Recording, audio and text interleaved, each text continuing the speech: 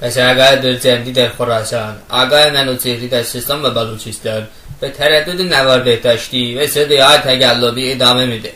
من از کجا بدونم این پس ورده نمیاد تخمای منی منگنی کنی. آقای درجندی شما بعیدی، آقای منوچهری به کردن همه ما حق داری.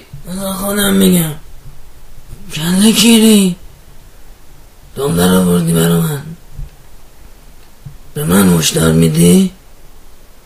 اینو برای همه تون میگم، مخصوصا برای این. امروز یه سری حرفا گفته شد که خب نباید گفته میشد، باشا ولی گفتید. الانم نوشه بخندید، نوبت منم میرسه بهتون میگم که چیکار بکنید.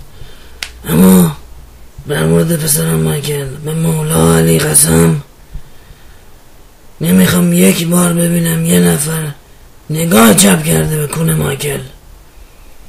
به کون سفید مایکل کسی نگاه کنه تخماشو میدم ببرن، بعد به سیخ بکشن، بعدشم بندازن جلو خوکا بخورن. اما اون به کنار، من الان کسالت دارم، یعنی وایاگرا که خوردم قلبم درد گرفت، بعدم تخمام ورم کردن. حالا میخوام ببینم یکی اینجا